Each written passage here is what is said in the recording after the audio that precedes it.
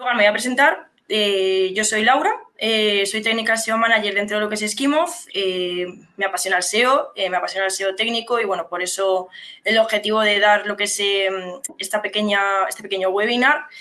En base a lo que sea mi experiencia, pues he trabajado con cuentas como, por ejemplo, Drinks & Co, que era el marketplace más grande de Europa, y también grupos como lo que es Bella Aurora Labs. He trabajado también lo que es codo a codo con equipos de desarrollo, coordinando, y también lo que es mi equipo interno. Al final me encanta lo que es la formación y es un poco el objetivo de hoy, que es mostraros un poco lo que sería, digamos, como 5 partes importantes a tener en cuenta de cara a lo que sería el SEO técnico. Deciros que no va a ser súper profundo porque al final hay muchas cosas que requieren más tiempo, pero que igualmente ya os preguntaremos si hay alguna cosa que os interese en concreto, la podemos profundizar sin ningún problema. Así que vamos a ello y os cuento un poco pues esas 5 partes que debemos tener en cuenta de manera introductoria para lo que sería el SEO técnico. Dame un segundo que os comparto lo que es el archivo.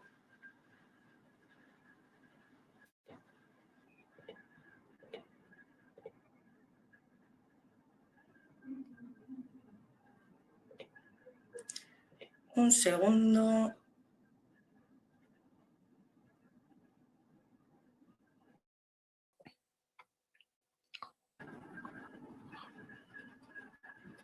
Vale, pues, bueno, ya os comparto la presentación, perdonad, porque las cosas del directo que no se cargaba el archivo, pero bueno, son cosas que pasan, así que de lo que os estaba comentando al principio, vamos a ver lo que serían como 5 tips o esas 5 partes importantes para lo que sería como tener en cuenta de cara a lo que es el SEO técnico. En este caso, bueno, voy a empezar un poco presentándoos a lo que es la agencia Esquimoz, pero brevemente. Al final somos más de 200 consultores, nos situamos en lo que sería España, Francia, Milán y lo que es también Londres. Básicamente hacemos SEO y lo que es también SEM, contamos con amplia experiencia, al final pues 12 años desde Francia, sí que es cierto que lo que es en Madrid llevamos menos tiempo, llevamos 2 años, y bueno, contamos con más de 2.000 clientes. Luego, pues, ¿qué hacemos? Al final, pues, nos orientamos a aplicar lo que es la estrategia, ya sea desde contenido, técnico, por supuesto, parte de Data Science y todo lo que tenga que ver con Paid también. Luego, ¿qué es lo que vamos a ver? Como os comentaba al principio, pues saber un poco qué es el SEO técnico y por qué es importante realmente para nuestra web. Y luego, pues lo que diríamos que serían técnicas o prácticas recomendadas, que al final es algo que debemos tener en cuenta y que es básico para cualquier parte que tenga que ver con lo técnico. Y bueno, ¿qué es el SEO técnico? Al final, el SEO se puede, digamos, encuadrar como en 3 patas. Una de ellas que es importante, pues sería la parte técnica, y consiste en optimizar lo que sería la web de cara a los motores de búsqueda, pero yendo más allá. Es decir, si nos situamos que lo que es el SEO es un coche, la parte técnica sería lo que se encontraría debajo del capó, el motor, lo que mueve, ¿vale? Entonces nos adentramos más en lo que es en el código y a nivel de servidor, así que es mucho más profundo. Al final tiene un gran impacto en lo que es el rendimiento de la web de cara a esos motores de búsqueda, de cara a Google, ya que si las páginas no son accesibles, no aparecerán, no se posicionarán, si cargan lento los usuarios abandonarán lo que es la página y realmente pues no podremos rankear, que al final es lo que buscamos. Luego, de cara a lo que serían esos apartados a tener en cuenta, empezando por algo muy básico, es cómo indexar los motores de búsqueda. Indexar, básicamente, lo que consiste, para que nos hagamos una idea, es que dichos motores siguen esos enlaces para navegar por internet a través de lo que sería un bot o una spider, que se llama así, o sea, nos imaginamos que es una araña, y ese rastreador Spider evalúa el contenido del sitio, aprende sobre ello, lo analiza. Una vez que hace esto, va de página en página, va rastreándolo, es lo que sería toda nuestra página, y va agregando el contenido del sitio.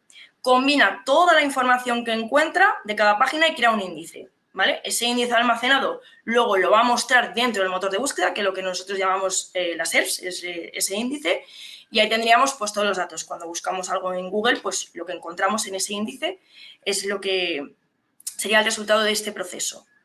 Sin embargo, hay que diferenciar 2 partes y sería la parte de rastreo versus la indexación, ya que no es lo mismo, y aquí sobre todo ejemplifico con 2 partes súper importantes, que sería el archivo robot.txt y la parte del metarobots. No es lo mismo, suele haber errores en este apartado y se suele confundir. Por lo que es la parte del robot.txt, es un archivo en TXT, valga la redundancia, y lo que controlamos es el rastreo, ¿vale? Como hemos dicho, el rastreo es el proceso en el que el bot, como en este caso Googlebot, si nos basamos en Google, descarga esa información sobre la página, descubre el contenido, los enlaces que contiene, porque al final Google se guía por los enlaces, los tiene que seguir. Y luego lo que sería el MetaRobots lo encontraríamos dentro de la sección Head de la web. Y con él lo que controlamos es la indexación. La indexación es el proceso en el que guardamos esa página del índice, de manera que Google puede extraer rápidamente lo que son las páginas que tenemos guardadas y mostrarlas como los resultados de búsqueda cuando alguien busque cualquier término. Teniendo esto en cuenta, de cara a lo que es el robots.txt hay algunas, digamos, buenas prácticas, os he puesto por encima, hay más cosas a tener en cuenta, pero para que tengamos una base, y es que podemos concentrar, por así decirlo, el jugo para tener un lugar adecuado, en vez de esparcirlo, podemos minimizar errores que puede haber por la desindexación. Sí que es cierto que tenemos que tener en cuenta que el robots.txt se basa por directivas, es decir, que son sugerencias a Google, no es que realmente a veces lo vaya a respetar, pero bueno, para que lo sepáis, no voy a profundizar tampoco mucho más. Y también evitamos lo que sería el rastreo de páginas cuyo contenido no es realmente interesante para nosotros ni buscamos posicionarlas. También podemos restringir puntos de entrada al sitio, digamos, por ejemplo, imaginaos de lo que es WordPress, a mí no me interesa que se vea la parte de donde yo gestiono el WP Admin, pues sería una parte a tener en cuenta. Luego, de cara a lo que veíamos antes, también hay otro archivo interesante que es el sitemap.xml. Luego os voy a comentar porque hay otro tipo de sitemap, pero partiendo de la base, lo que creamos es como un índice, para que os hagáis una idea, como si fuese un directorio en el que situamos las URLs que deben ser consistentes, es decir, que responden en 200. Está codificado en UTF-8, no lo he comentado antes, pero es similar que el robots.txt, es el formato en el que debe estar. Y si es grande, debe estar dividido en varios sitemaps. Al final, si tienen más de 50.000 URLs, lo tenemos que dividir. También lo podemos dividir según el contenido que tengamos, ya sea pues un post de blog o lo que sean imágenes, etc. Y tiene que tener lo que es un tamaño máximo de 10 megas, no más. Luego, pasando a otro apartado que sería, digamos, la parte internacional, hay un atributo, una etiqueta que nosotros llamamos hreflang. ¿Y para qué lo utilizamos? Para indicar en qué idioma se encuentra el contenido y para qué área geográfica estamos destinados. Es decir, si estamos en España y trabajamos español de España, ¿vale? ¿Dónde puede aparecer? En el código HTML, o en el encabezado HTTP.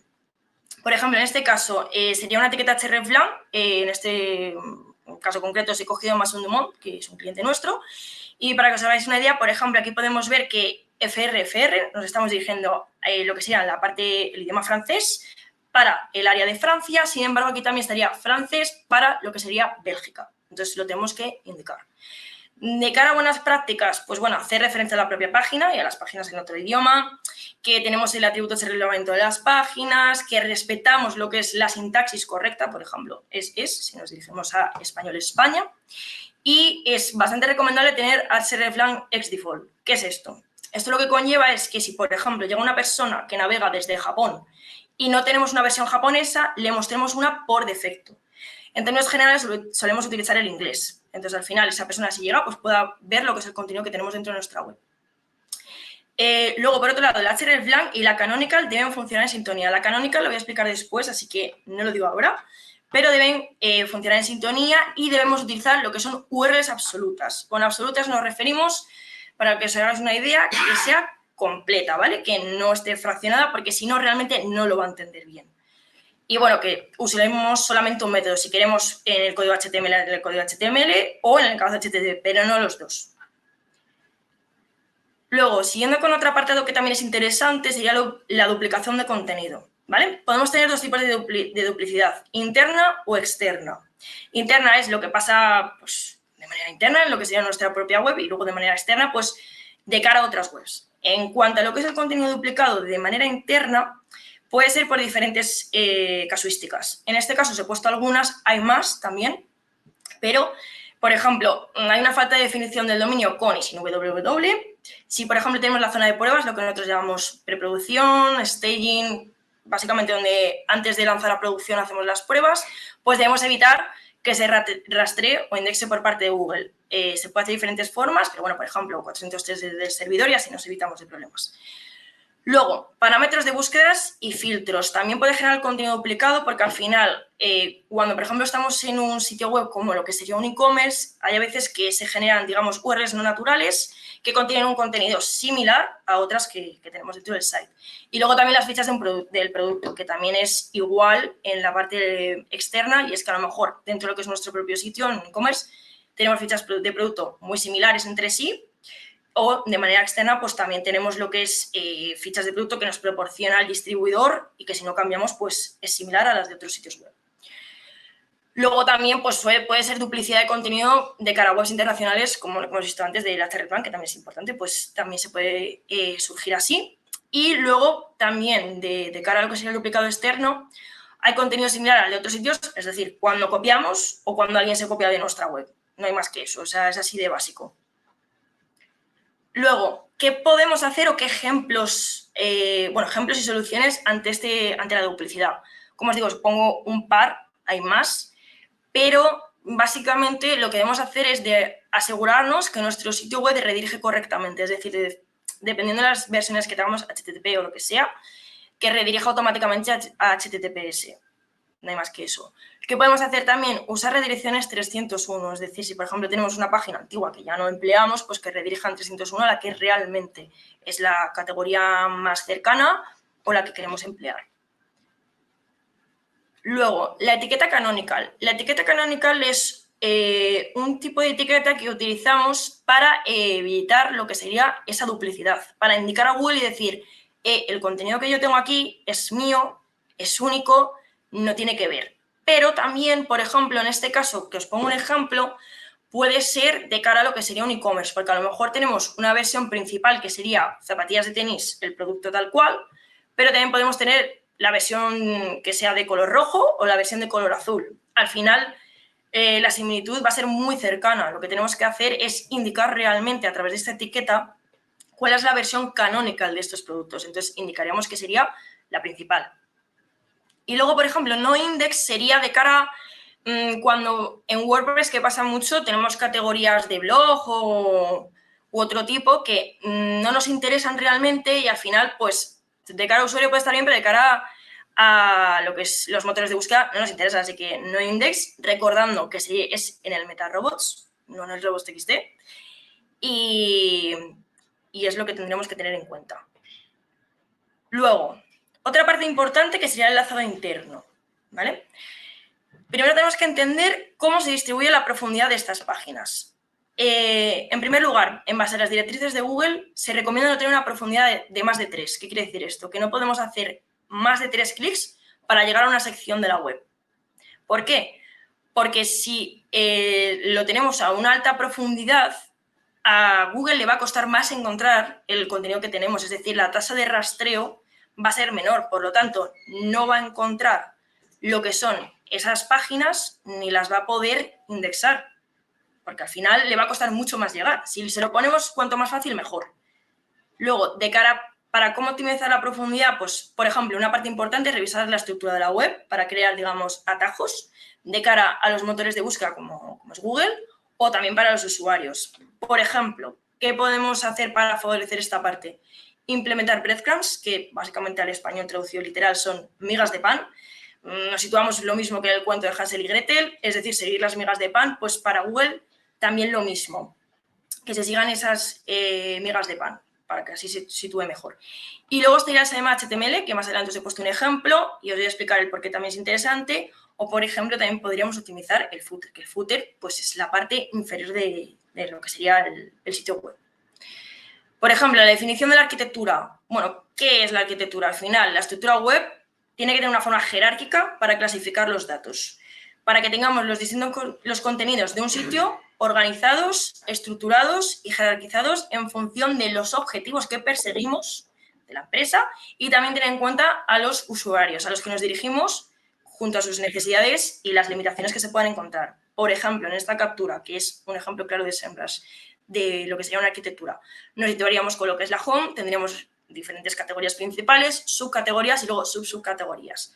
Por ejemplo, en este caso, recordando un poco lo anterior, si nos situamos aquí pasaríamos 1, 2 y ya nos situaríamos en 3 clics. Más de esto, recordemos que le va a costar más a lo que es el bot encontrar nuestro contenido. ¿Por qué es importante tener una buena arquitectura? Básicamente lo que estaba comentando todo el rato, que los motores de búsqueda rastren eficazmente las páginas, cuanto más fácil se lo pongamos mejor, destacar las landing page que son más interesantes para nosotros, para un mayor compromiso de los usuarios, es decir, que permanezcan más en lo que es en nuestro sitio web, que naveguen más, que consulten más lo que tenemos, que sea accesible, que sea, digamos, friendly, que se lo pongamos fácil también a ellos.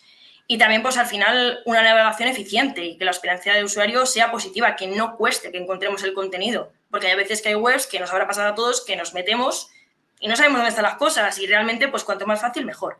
Y al final, para recapitular un poco, tiene dos funciones clave, de estructura y también semántico, porque por supuesto vamos a trabajar lo que sería la parte de contenido, que no voy a meter aquí porque estamos hablando de técnico, pero bueno, es una parte ligada también y se interrelacionan entre sí. Y luego, el HTML. Al principio hemos hablado de lo que sería el XML, pero hay otra versión y es el HTML. En este caso os he puesto un ejemplo de lo que sería un HTML de Airbnb, que se ve bastante ilustrativo, es decir, por ejemplo, destinos top. Sí que es cierto que creo que el común de los mortales no se va a meter a ver un HTML, pero los que nos digamos a esto, pues claramente sí lo vamos a ver, pero aún así, en defecto, si un usuario se mete, va a encontrar también aquí lo que sería como un índice según los, por ejemplo, los que son destinos a Coruña, etcétera, y va a ser mucho más sencillo. ¿Qué nos permite? ¿Qué ventajas tiene? Organizar sitios web de gran tamaño. Imaginaos Airbnb, al final todo lo que tiene es inmenso, entonces le permite tener una mayor organización. También hacer el trabajo de los rastreadores, es decir, de la Spider, del bot que estábamos hablando al principio, y nos fomenta aumentar la visibilidad de los motores de búsqueda. También tener en cuenta que si, por ejemplo, lo situamos en el footer, también lo vamos a tener más accesible, a menos clics, que es lo que estábamos hablando antes. También habilitamos enlaces a la página de forma natural, es decir, están ahí situados y pues también hay visitantes, aunque ya os comentaba, a lo mejor una persona normal, nuestra madre, no va a hacer esto, pero oye, que si alguien lo ve, pues también le va a servir de ayuda. Y también lo mismo que el XML, tiene que tener un tamaño máximo de 10 megas. Luego nos introducimos en una parte que merece lo que sería solamente un webinar para sí misma. No obstante, quiero hacer una parte introductoria, a título particular me parece un mundo apasionante, pero para que tengamos lo que es un contexto en general. Y es la parte de velocidad de carga, ¿vale? ¿Qué buenas prácticas podemos tener o sea, llevar a cabo y qué debemos tener en cuenta? Y es que la utilización de cara a los motores de búsqueda está íntimamente ligada a la experiencia del usuario, con lo cual está ligado a lo que es la velocidad de carga. Por supuesto que si cualquiera nos metemos en una web, no carga, tarda mucho en cargar, nos vamos a ir. Y al final esto es así. Al final, por ejemplo, los archivos demasiado grandes debemos, en la medida de lo posible, evitarlo, ya sean imágenes, código, luego hay otras tantas cosas como las fuentes, de los recursos CSS, etcétera. Al final, por ejemplo, centrándonos solamente en dos partes, que sería imágenes o JavaScript, lo que debemos hacer es retrasar al máximo, siempre que se pueda, el uso del JavaScript para que garanticemos un inicio rápido de la visualización de la página, es decir, que nos cargue rápidamente, que no tarde, para que evitemos, por supuesto, que abandonen la página y que, por ejemplo, aumente lo que es la tasa de rebote. Al comprimir el código podemos liberar pues, los tiempos de carga, o sea, de descarga, de análisis, de ejecución, etcétera. Es un proceso que también lleva su propia cola, digamos. Y de cara a lo que son las imágenes, que estén optimizadas. Es decir, por ejemplo, hay más cosas en sí, pero para que os hagáis una idea, cambiar el tamaño de las imágenes. No se recomienda mucho utilizar lo que son los atributos width, height de las etiquetas, que tenga un tamaño de pantalla adecuado, a nivel de 150-200 kilobytes, no encontrarnos con imágenes que pesen 2 megas, por favor, porque hay veces que nos encontramos eso y no ayuda para nada, que sea responsive, por supuesto, y luego de cara a JavaScript tiene más cosas, porque sí que es cierto que, por supuesto, en un site nos vamos a encontrar recursos JavaScript, pero también la cosa se puede complicar más si luego tenemos lo que es un sitio web creado en un framework. Pero sin meternos en eso, porque ya os digo que hay mucho más. Si es posible, al final recomendamos lo que es decir de utilizar el atributo async o defer para fomentar que el script no tarde tanto en cargar. Lo podemos añadir a lo que sería el DOM, por ejemplo, utilizando un evento que llamamos onload. Esto sé que es mucho más concreto, pero bueno. O, por ejemplo, colocar lo que son los scripts al final del código, idealmente al final del body. Luego, esto es algo que se viene hablando ya hace mucho tiempo y lo que son los Core Web Vitals, os he puesto 3, hay más, o sea, sé que hay más y hay bastantes, pero para que entendamos y tengamos un contexto, digamos, de los que serían los principales. Y al final, digamos que son los indicadores que están vinculados a este rendimiento del sitio web, ¿vale? Anteriormente se decía que no se tenía mucho en cuenta y tal, pero sí, o sea, se tiene en cuenta por lo que hemos comentado, la experiencia de usuario va ligada también a esta parte y teniendo en cuenta estos Core Web Vitals, os he puesto 3, que serían LCP, Feed, CLS, ¿Y en qué consiste cada uno de estos? Bueno, el primero al final sería como la pintura inicial, ¿vale? Es decir, el tiempo que ha terminado en cargarse el contenido principal, ¿vale? O sea, es decir, cuando nos pintan lo que es lo que encontramos una vez estamos dentro. ¿Cuánto tarda? Menos de 2,5 segundos es lo ideal. Si ya nos vamos a más, es bastante. Luego, First Input Delay, básicamente es el tiempo que tarda en reaccionar la web desde que un usuario interactúa pulsando un enlace, un botón o cualquier parte de la web hasta que existe una respuesta, hasta que se genera esa respuesta. Al final tiene que ver con lo que es la interactividad.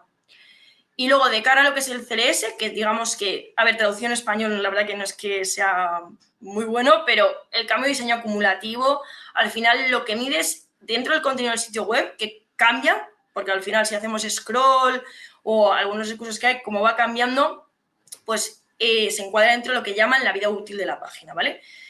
La mayoría del CLS pues ocurre durante la carga de la página inicial, y también puede activarse una vez que el elemento ya es visible, está dentro de la ventana gráfica o se mueve desde la posición que tenía inicial hacia otra.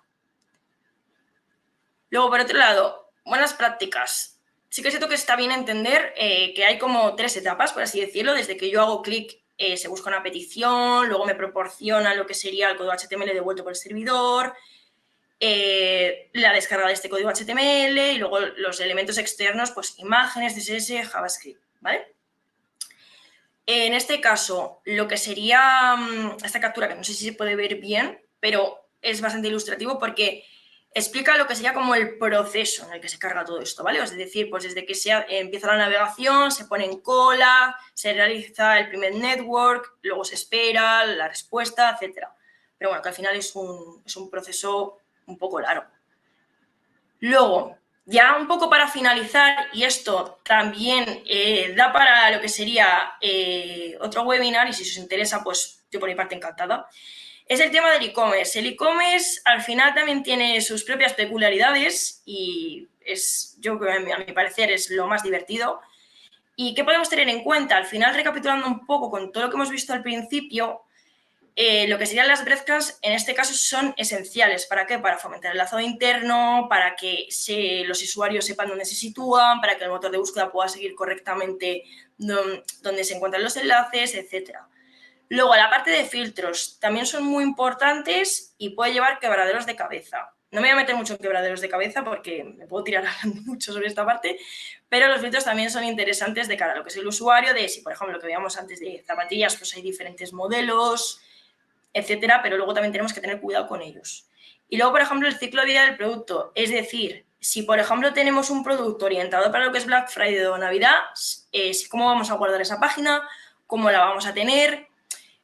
Si la vamos a integrar, por ejemplo, en el menú cuando sea la campaña, pero no eliminarla y gestionarlo sobre todo. O, por ejemplo, en lo que es el caso de productos de nueva colección, de ropa, me lo invento, pues también saber bien cómo se puede gestionar, que se puede gestionar de varias maneras.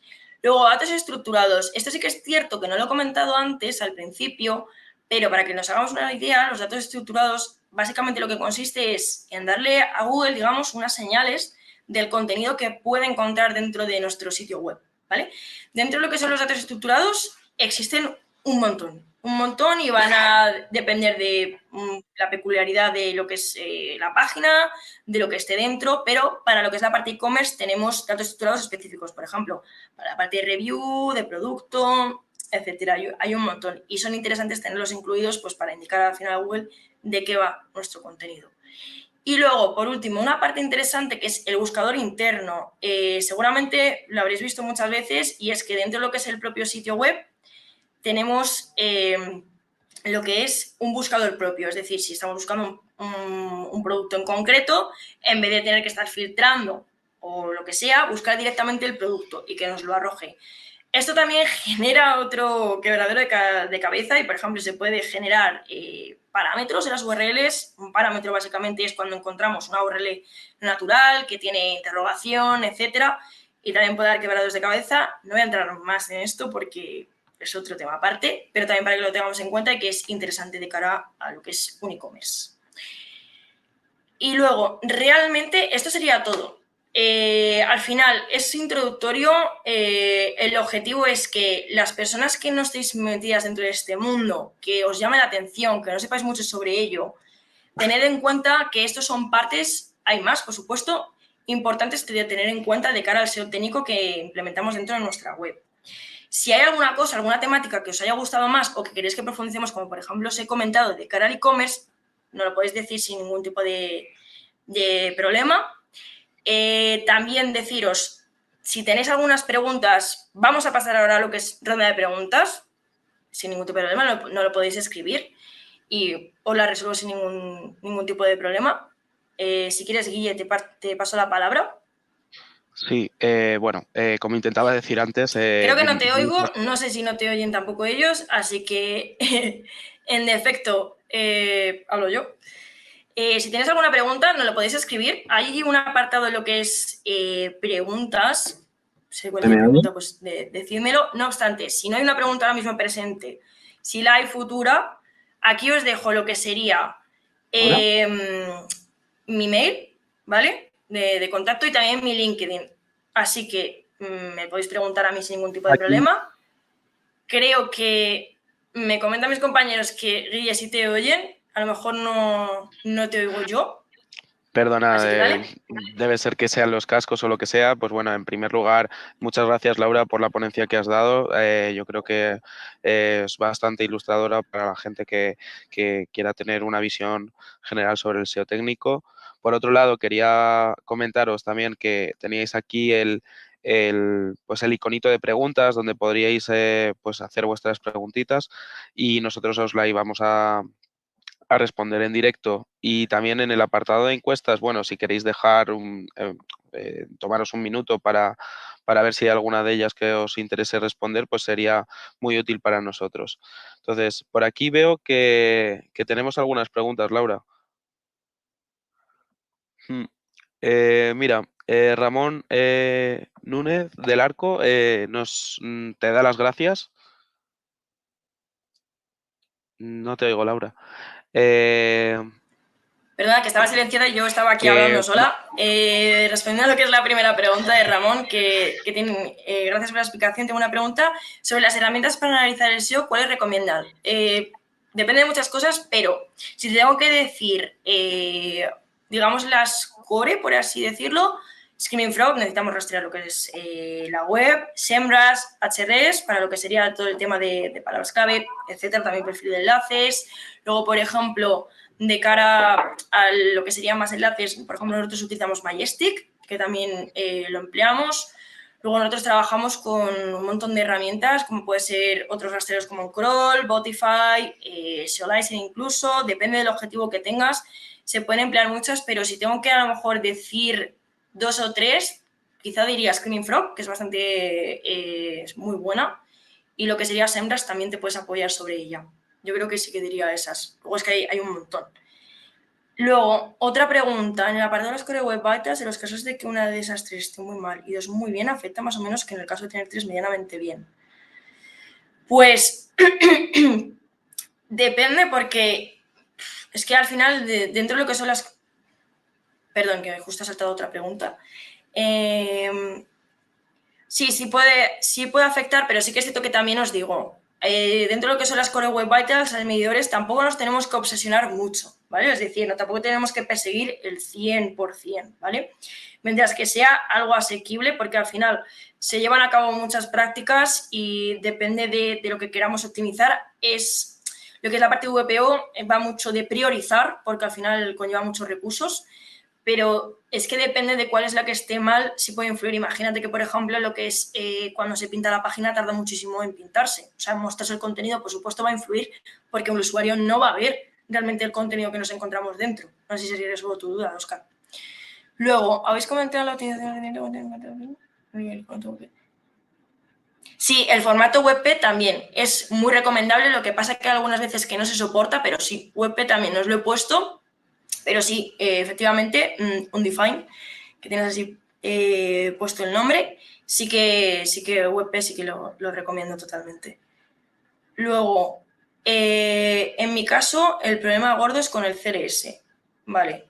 Pues, por ejemplo, en ese caso, si es mucho y tarda mucho en pintarse la página, sí que puede ser un problema, Oscar. En ese caso sí que puede ser un problema. Así que eso sería de valorar y ver cómo analizarlo realmente cómo lo tienes. De cara a lo que sería la parte de VPO, si os interesa, lo podemos ver también en concreto, pero deciros que de herramientas, depende de los que seáis ya más, ¿cómo decir?, mañosos. PageSpeed Insight no está mal, de algunas indicaciones, pero a mí me gusta más Web Page Test, ¿vale? Ahí podemos ver lo que sería, ¿cómo deciros?, toda la cascada, que se llama así, para ver los recursos, dónde se interactúa, dónde se genera a lo mejor el bloqueo por el script y demás, y podemos saber más en concreto. Igualmente también desde lo que es la consola propia de Google también lo podéis ver. También existen scripts para ver esta parte dentro de lo que es la propia consola, lo podéis ver también. Luego, no sé si tenéis más preguntas. Igualmente, si no las tenéis ahora, me lo podéis preguntar en otro momento. Igual.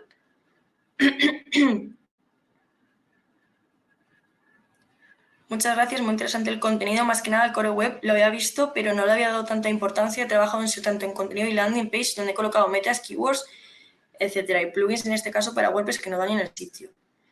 Vale, sí, al final creo, esto es una reflexión un poco ya más personal, creo que mucha gente que nos inicia en el SEO, se inicia en la parte de contenido, en lo que es la parte de keywords y demás, está muy bien, pero tomando la analogía del coche, realmente de nada nos sirve tener lo que es la chapa, la pintura muy bonita, es decir, digamos lo que es el contenido, si lo que es realmente nuestro motor no funciona, porque al final es el corazón, es lo que tira. Si nuestro sitio no funciona correctamente, al final no sirve de nada que derivemos esfuerzos a esa parte, porque es un pilar más, ¿vale? O sea, para que os hagáis una idea, el SEO se puede situar en 3 pilares, ¿vale? En 3 patas, lo que sería la parte de contenido, la parte técnica y la parte de popularidad externa.